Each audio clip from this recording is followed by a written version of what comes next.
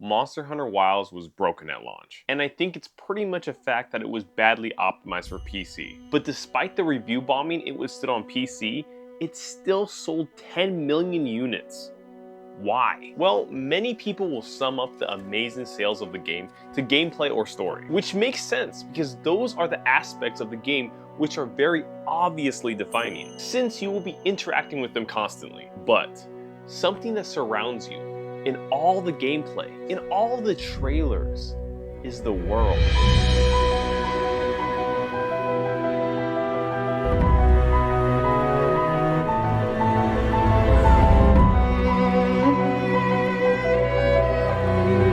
It's beautiful, stunning, and alive.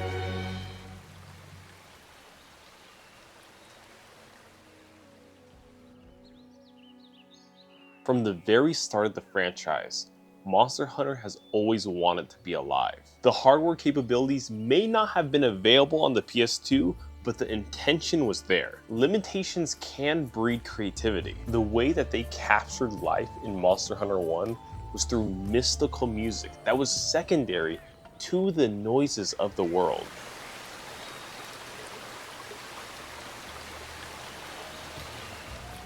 Art direction that amplifies the nostalgic graphics that are synonymous with the PS2. When I tried out the original Monster Hunter 20 years later for the first time, it felt lonely and mysterious. Like, an interesting concept, but can I really say it was alive? No. Unique and inspired, yes, but alive? No.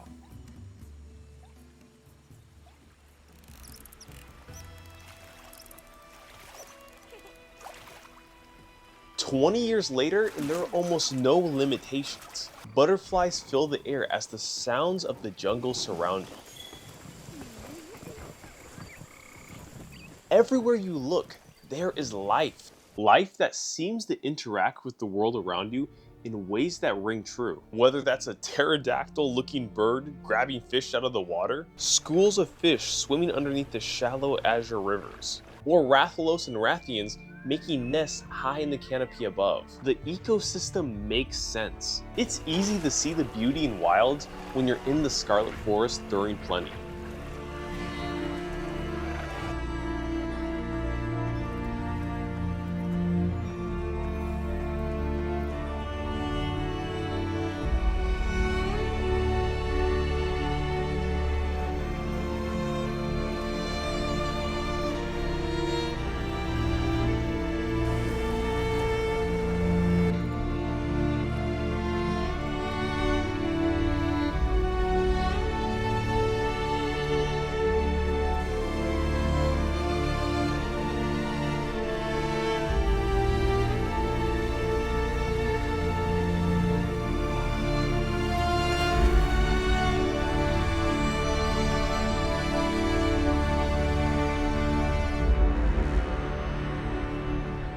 Many people, including myself, are drawn to experiences like this because of the sense of immersion and detail that is almost a distillation of what we see in life. Like, yeah, life can look like the top of an insane mountain trail, but it can also look like an overgrown mess too. These worlds give me the closest thing to a continuous sense of awe as it gets, other than getting my butt off the couch and actually taking the effort to seek that out in real life. A good example of why this is so important is Pandora, the world of Avatar. When going out to the movies, of course you want a good story and compelling characters. That's the main thing that must be executed on. Just like how a game must have fun gameplay or compelling story to be worth your while. Funny enough, the thing that sticks with you in Avatar is the world of Pandora, with alien life that is nothing and exactly like ours. People will pay a premium to see it in IMAX, Dolby Cinema, or whatever theaters just to be transported to Pandora again. Any great franchise is like this. Star Wars, your brain may first think of the Sith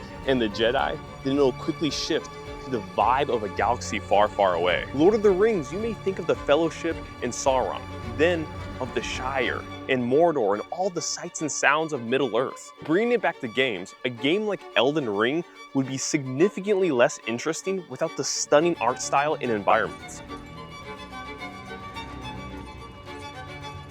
Monster Hunter with each mainline game has moved closer to creating worlds that I just can't get enough of. But starting with the Scarlet Forest is kinda like cheating, so let's take a look at the Ice Shard Cliffs.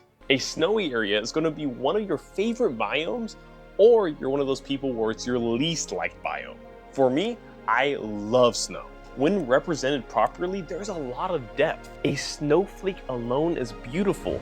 Then you add billions of them together and they transform an area. What I find the most interesting about snow and winter in general is the shift. The shift from beauty to horror. This is what the Ice Shard Cliffs encapsulate.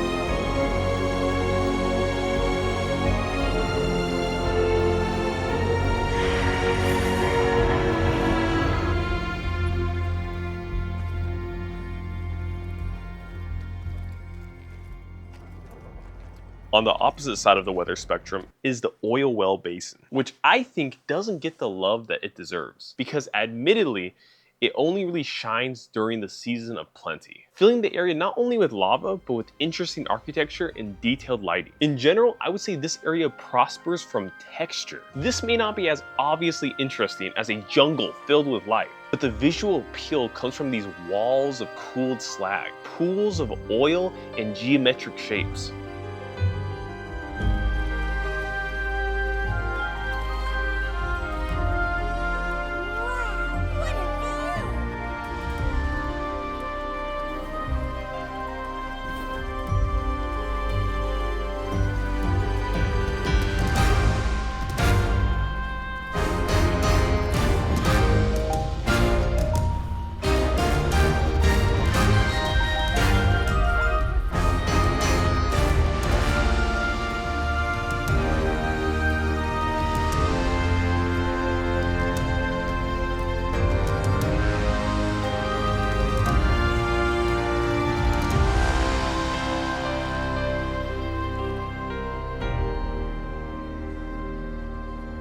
This is probably my least favorite area, but the concept is interesting.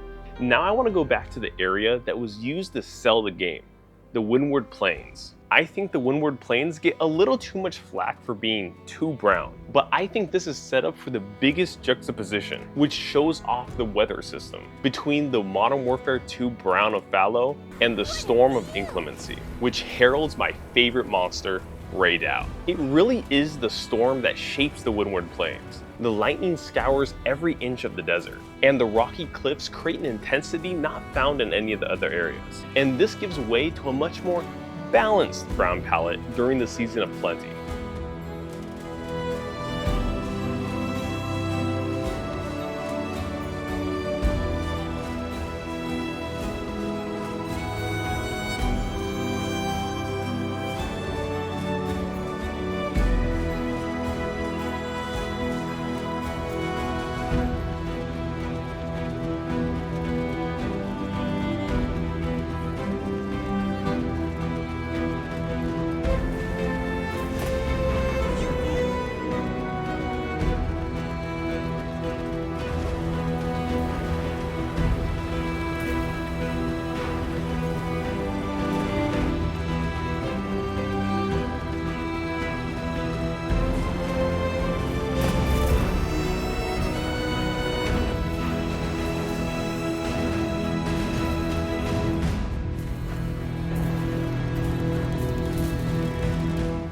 But I think the award for the most creatively interesting area goes to the ruins of Wyveria, a place that is otherworldly and haunting in the most stunning way. Even though this place nurtures all the other areas, it feels constructed, not overflowing with life like you'd expect. From what I understand, wyvern milk was created by the Wyverians. Their structure spirals up through the ruins in a DNA-like pattern, where you can find its tendrils feeding the land. I find this such a nice touch, placing the strands throughout each land. Seeing them now, I finally understand the impact that these alien structures have on each biome.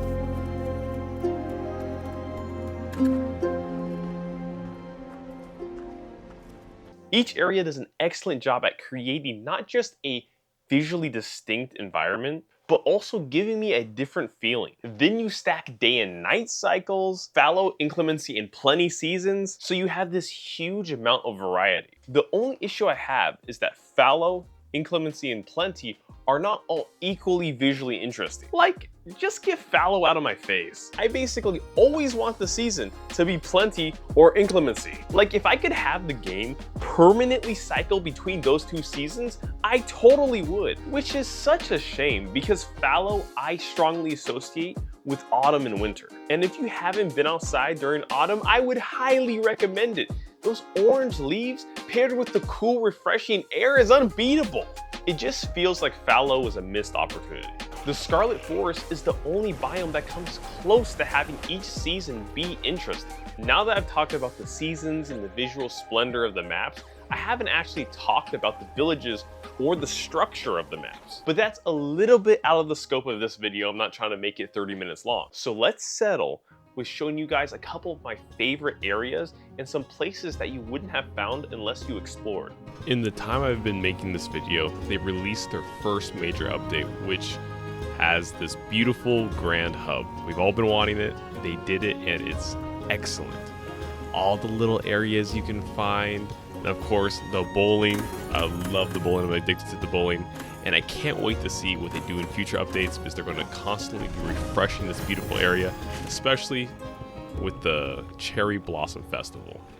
One of my favorite little areas I wasn't able to showcase properly in the Scarlet Forest part of this video is this little intake where you come in here during the rain and there's mist that's just coming down, and then you go off to this cave to the right and you can dive in and it'll just loop you around, but then you climb up, come out of here, you climb up these vines, and then all of a sudden you're up in the misty canopy, and it just sets such a great tone and vibe, and it really showcases how even in the rain this area can be beautiful. You come through this mist and boom, you're up in the canopy and you can swing across here to get some items, good level design and everything. But I really appreciate just the small little areas that you can find in the forest. And now we come to my favorite area in the game. It's so simple, it's just a cave, but the way the reflections on the ceilings look, the woodwoods coming in, it's just so peaceful and enjoyable, and I genuinely just come here and relax. Nature and art direction have always been extremely important to me. Growing up, a lot of my childhood was shaped by being at my grandparents' ranch. This sense of freedom was incomparable. I'd ride my dirt bike on dusty roads, looking to the distance far beyond the sagebrush at the mountains. And as the sun would set, the sky would explode with stars. Even when I went inside, there was still visual candy, art pieces, unknowingly shaping who I would become and what I would appreciate. As my grandma was an artist and an English professor, all these experiences unknowingly shaped me, giving me this deep appreciation for nature, art, and effort. Wilds is just a video game, and it may not be able to compare to experiencing the splendor of nature in person. Even still, you can see this artistic vision and this deep appreciation for nature that they have. And I, for one, appreciate the effort that they put into this game. And I know that there's 10 million other players that do too. Thank you for watching. Follow me on Blue Sky and Twitter. See ya.